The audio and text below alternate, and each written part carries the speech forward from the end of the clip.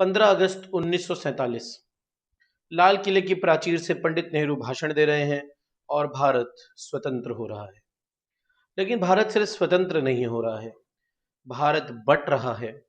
भारत खून से सना हुआ है, भारत जल रहा है। भारत अब पहले जैसा भारत नहीं रहा। इन सब परिस्थितियों के बीच हमने जिस फॉर्म ऑफ गवर्नमेंट को चुना, जिसे हम आज कहते हैं लोकतंत्र या डेमोक्रेसी, ये चुनना कितना सही था? क्या हमारे पास और कोई ऑप्शन था? क्या और कोई तरीका होता?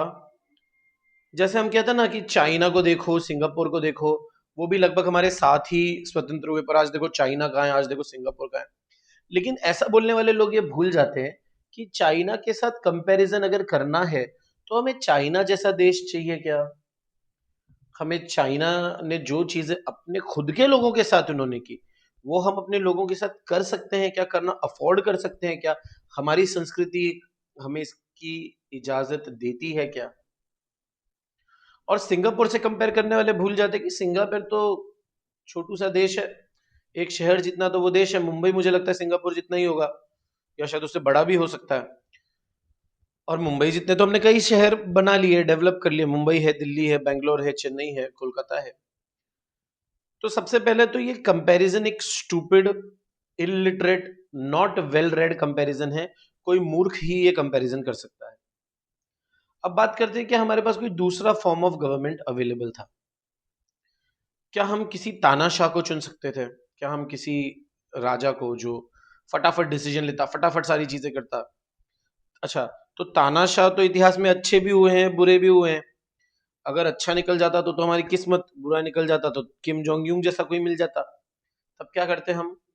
और मान लो डिसीजन जल्दी हो जाते, मान लो हम आगे बढ़ भी जाते, मान लो सारी चीजें हो जाती, तो क्या डेमोक्रेसी ने ये गारंटी थोड़ी ना दी थी कि वो सबसे फास्टेस्ट वे है? डेमोक्रेसी ने ये गारंटी कभी नहीं दी कि डेमोक्रेसी फास्टेस्ट वे है। डेमोक्रेसी की सिर्फ एक गारंटी है, और वो गारंटी है खून खराबे के बिना सत्ता परिवर्तन। और जो हम पिछले 78 ईयर्स से करते आ रहे हैं। हमारे यहाँ पे जितने भी सत्ता के परिवर्तन होते हैं, ज्यादातर ज्यादातर नॉन वायलेंट, शांतिपूर्ण ढंग से होते हैं।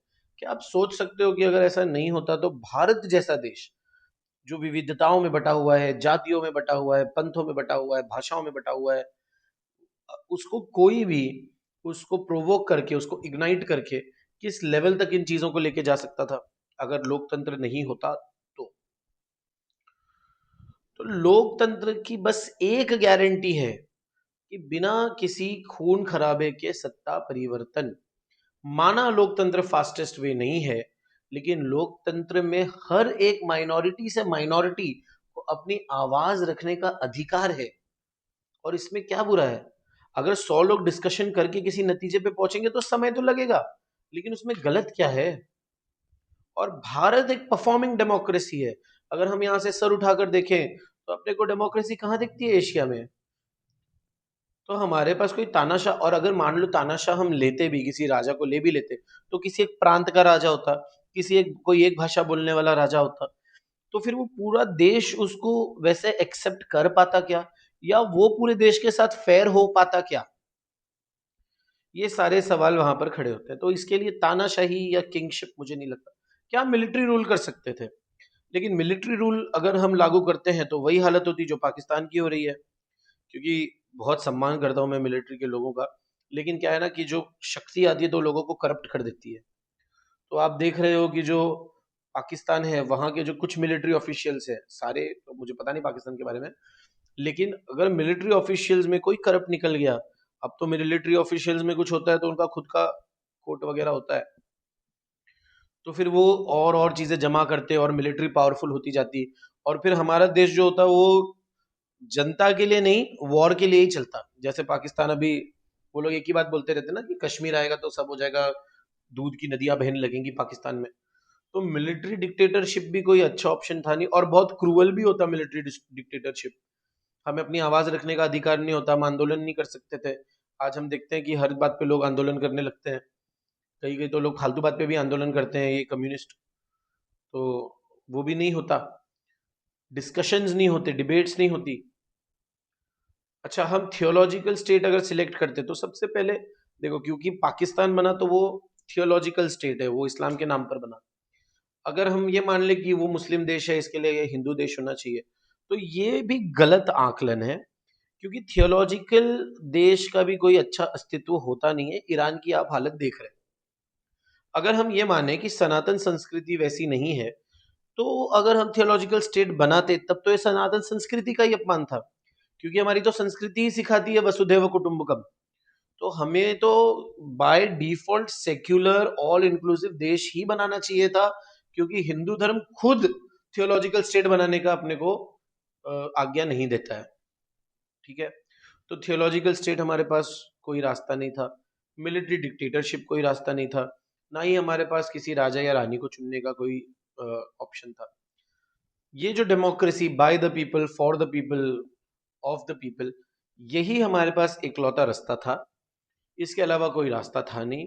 और ये रास्ता परफेक्ट रास्ता नहीं होगा, बेस्ट रास्ता नहीं होगा, फास्टेस्ट रास्ता नहीं होगा, लेकिन ये रास्ता हमें ये गारंटी करता है कि हम आपस में कट पिट के लड़के मरे नहीं।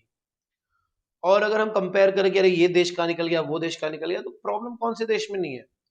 अमेरिका जैसे सबसे शक्तिशाली देश में भी इन्फेंट मोर्टेलिटी है, बच्चे वहां भी पैदा होते हुए मर जाते हैं, उनको ठीक से इलाज नहीं मिलता। तो प्रॉब्लम्स, मैं ये नहीं कह रहा कि फिर इस पे काम नहीं करना चाहिए। देखो, प्रॉब्लम्स कभी खत्म नहीं होंगी। हम एक एक कोना सिएंगे, दूसरा कोना फटेगा, ये चलता रहेगा, उससे हम कंपेयर नहीं कर सकते। डेमोक्रेसी ने हमें जो दिया है, हमारी हमारी हर बात पर बात रखने का अधिकार, आवाज उठाने का अधिकार, चुनाव लड़ने का अधिकार, वोट देने का। अच्छा, पता है, ये जो दूसरे देश थे ना, इनके यहाँ पे तो हर किसी को वोट करने का अधिकार भी नहीं था। औरतों को अधिकार नहीं था, सोचो, औरतों को अधिकार नहीं। ये हम लोगों को लेक्चर देते हैं जेंडर इक्वालिटी पे। इनके यहाँ पे औरतों को वोट करने का अधिकार नहीं था। और बाकी सब छोड़ो, अमेरिका की कोई फीमेल प्रेसिडेंट रही है आज तक? आज तक अमेरिका की कोई फीमेल प्रेसिडेंट नहीं रही है। ये हमको बताएंगे विमेन एम्पावरमेंट के बारे में। एक नंबर के हिपोक्रेट्स है सब। अच्छा छोड़ो, मैं ये कह रहा था कि भारत ने दिया एडल्ट फ्रेंचाइजी। एडल्ट फ्रेंचाइजी मतलब एक व्यक्ति एक वोट। फिर चाहे वो पढ़ा लिखा हो, चाहे वो अनपढ़ हो, चाहे वो गांव का किसान हो, चाहे वो कोई बहुत बड़ा उद्योगपति हो, हर किसी को एक वोट का अधिकार। ये अपने को सोचने में बहुत छोटी बात लगती है, क्योंकि हमें ऐसे ही मिल गया, लेकिन कई देशों में कई कम्युनिटीज ने इसके लिए फाइट किया है।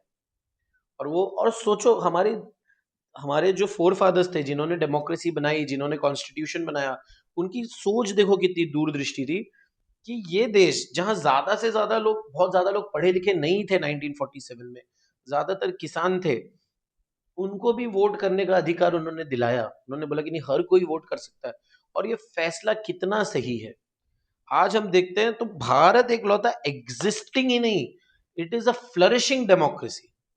हम देखते हैं कि हम डेवलप भी हो रहे हैं, हमारी जीडीपी भी बढ़ रही है, हमारा इंफ्रास्ट्रक्चर भी बढ़ रहा है, और उसके साथ साथ हम डेमोक्रेसी है। हाँ, कुछ प्रॉब्लम्स है, कुछ क्या, बहुत प्रॉब्लम्स है, लेकिन जैसे मैंने बोला, प्रॉब्लम्स कभी खत्म नहीं होने वाली। अपने को उस पर कंटिन्यूअस कंटिन्यूअस काम करते रहना अपने को। जब तक हम एज अ सोसाइटी किसी प्रॉब्लम्स को नहीं सॉल्व करते, तब तक किसी नेता से उसको सॉल्व कराना ये कोई समझदारी वाली बात नहीं है, क्योंकि अपना देश बहुत बड़ा है, इसमें बहुत प्रॉब्लम्स है। इसमें ये सब एक अलग ही वीडियो का विषय है। ठीक है, तो उस पे हम ध्यान नहीं देते। फिलहाल फिलहाल मैं ये बताने की कोशिश कर रहा हूँ कि एडल्ट फ्रेंचाइजी ये कितना बड़ा फैसला था। अगर उस समय में अपने आप को हम रख के सोचें, तो हमें लगेगा कि अरे नहीं, ये फैसला नहीं करना चाहिए, क्योंकि वहां से रेफ्यूजीज आए हैं, ये भी वोट देंगे क्या? हिंदू मुस्लिम में पार्टीशन हुआ है, अभी दंगे हुए हैं, ये भी वोट देंगे क्या? पढ़े लिखे लोग हैं, नहीं है, ये भी वोट देंगे क्या? औरतें जो घर से बाहर नहीं निकलती, घूंघट में रहती हैं, पर्दे में रहती हैं, ये वोट देंगी क्या? लेकिन हर किसी ने वोट दिया, हर कोई वोट देने लगा, और हर कोई अपनी इस ताकत को पहचानता है। ये बहुत बड़ी बात है, ये कोई छोटी बात नहीं है। और हम, यही हमारे लोकतंत्र की शक्ति है, कि हम दुनिया में फ्लरिशिंग डेमोक्रेसी है, हमारी बात दुनिया मानती है, हम सुने जाते हैं, people look up to us. जब किसी दूसरे देश की ताकत बनती बढ़ती है, तो लोगों को खतरा महसूस होता है, और जब हमारी ताकत बढ़ती है ना, तो लोगों को सेफ महसूस होता है। ये हमारी ताकत है। और देखो, मैं हर बार सबको बोलता हूँ कि चार किताबें पढ़ लेना एजुकेशन, सिर्फ एजुकेशन नहीं है। एक जो किसान होता है, वो जब खेत में जाता है, वो खेत में अंगूठा रख के बता देता है कि इस साल फसल कैसी होगी, बारिश होगी कि नहीं होगी। उसको हम एजुकेशन नहीं मानते हैं क्या? सिर्फ इसलिए क्योंकि उसने वो किताबें नहीं पढ़ी, उसको वो भाषा नहीं आती, उसको लिखने, तो वो एजुकेटेड नहीं है। Education is not literacy, they are two different things, है ना। पढ़े लिखे होना और समझदार होने का आपस में ज्यादा लेना देना नहीं है। बहुत पढ़े लिखे लोग भी ऐसे मिलते हैं जिनमें समझ नहीं होती है, और बहुत ऐसे लोग जो ज्यादा पढ़े लिखे नहीं है बट वो कमाल के समझदार होते हैं। ऐसे लोगों से आप भी मिलोगे। तो हर किसी को वोट देने का अधिकार मिला, और हमने वोट दिया, और हम एक फ्लरिशिंग डेमोक्रेसी है। हमारे यहाँ बात करने की आज़ादी, हम खुले डिबेट्स कर सकते हैं। कई तो ऐसे देश है जहाँ पे अगर आप ये बोल दो मैं एथिस्ट हूँ तो आपको सजाए मौत हो जाएगी। ऐसे देश है, ऐसी बहुत सारी चीजें हैं। हमारे देश में मैं खुल के बोल सकता हूँ मैं किस धर्म को मानता हूँ, किसी को मानता भी हूँ या नहीं मानता हूँ। और सबसे इंपॉर्टेंट बात, डेमोक्रेसी ने क्यों फ्लरिश किया, क्यों डेमोक्रेसी हमारे भारत की आउटस्टैंडिंग है compare, we are the world's biggest democracy, दुनिया की सबसे बड़ी डेमोक्रेसी है, और फिर भी सबसे ज्यादा परफॉर्मिंग एंड फ्लरिशिंग डेमोक्रेसी। हमने इसलिए किया क्योंकि बाय देयर नेचर, अपने स्वभाव से इंडियंस डेमोक्रेटिक हैं। आपको मेरी बात शायद अजीब लगती हो, पर मैं आपको कुछ एग्जांपल देता हूं। एक हमारे ही धर्मशास्त्र हैं जो भगवान तक को क्वेश्चन करते हैं, जो कहते हैं कि इंसान ने भगवान को बनाया या भगवान ने इंसान को बनाया। हमारे यहाँ आप देखोगे प्रभु श्री राम, प्रभु श्री कृष्ण को क्रिटिसाइज करने वाले लोग आपको मिल जाएंगे। वो सही है गलत मैं उसमें नहीं जा रहा, मैं ये कह रहा हूं कि अगर वो कोई क्रिटिसाइज कर पा रहा है, शास्त्रों पे डिबेट हो पा रही है, क्योंकि शास्त्र बहुत प्योर माने जाते हैं, उन पे उंगली उठाना बहुत बुरा माना जाता है, उसमें अगर डिबेट हो पा रही है तो ये कितना डेमोक्रेटिक देश रहा होगा, कितने खुले विचारों का देश रहा होगा।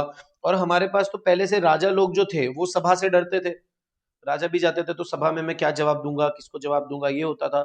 और ये तो हो गया राजा, साम्राज्य, गणराज्य भी होते थे जहाँ पे काउंसिल्स होता था, जहाँ पे प्रॉपर डेमोक्रेसी, इलेक्शंस भी होते थे, कहीं कहीं पे सीनियर का काउंसिल्स होता था। जैसे आपको ये अशोका की कहानी पता है, तो कलिंग जो था वो एक गणराज्य था, यानी वहां पे डेमोक्रेसी थी, वो साम्राज्य नहीं था। तो कोई कुछ भी बोले कि America is mother of democracy, अरे घंटा, if they are mother of democracy, we are great great great grand mother of democracy. इस दुनिया में डेमोक्रेसी हम लेकर आए हैं।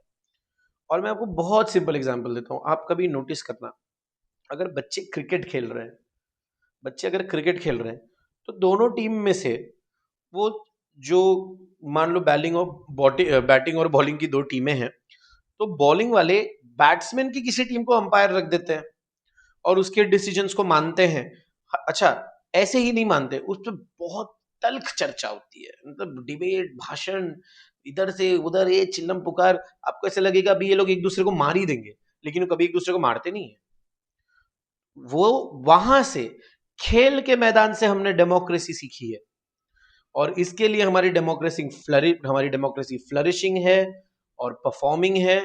और जैसा अटल जी कहते थे, हमेशा याद रखना आप सब, कि सरकारें आएंगी जाएंगी, नेता आएंगे जाएंगे, लेकिन ये देश रहना चाहिए, देश का लोकतंत्र रहना चाहिए। और इसलिए लगे हाथों में ये काम भी कर ही देता हूँ। आई थिंक 15 को या शायद 14 को, प्लीज कंफर्म कर लेना, मेरे को क्रिटिसाइज मत करना इसके लिए। नगर सेवक का चुनाव है मुंबई में, आप लोग प्लीज प्लीज प्लीज वोट दें। आपको जिसको वोट देना है उसको वोट दें, मैं कभी नहीं बोलूंगा किसको वोट दें। आपको जो कैंडिडेट आपको लगता है कि नहीं ये मेरे घर तक आया वोट मांगने तो मैं इसे वोट दे देता हूँ, या ये अच्छा परफॉर्म करता है मैं इसको दे देता हूँ, आपको जो आपको विचारधारा से करना है विचारधारा से करो, लेकिन आप वोट करो। उस दिन घर से निकले, आई थिंक 14 को है वोट या 15 को है, जब भी है चेक कर लीजिए, निकलिए, वोट कीजिए अपने लोकल, क्योंकि देखो नगर सेवक का काम होता है ये जो रोड, पानी, ये जो छोटी रोजमर्रा की चीजें हमारी, ये सब काम नगर सेवक का होता है, बीएमसी का होता है। नगर सेवक बेसिकली बीएमसी का काम देखता है। तो वो, अगर आपको रोड पे खड्डे नहीं चाहिए, आपको पानी रोज चाहिए, तो ये सारी चीजों के लिए आपको निकलना पड़ेगा, वोट करना पड़ेगा। आपकी ताकत है वोट, आपका कर्तव्य है वोट, और आपका अधिकार भी है वोट। तो आपकी शक्ति, आपका कर्तव्य, आपका अधिकार, इन सब का इस्तेमाल करें। और जाते जाते एक आखिरी बात, जो ऐसे ही हमारा लोकतंत्र, हमारा देश बना रहे, और आप भी मेरे साथ एक बार बोलिए कि तेरा वैभव अमर रहे माँ, मैं दिन चार रहूं या ना रहूं। धन्यवाद।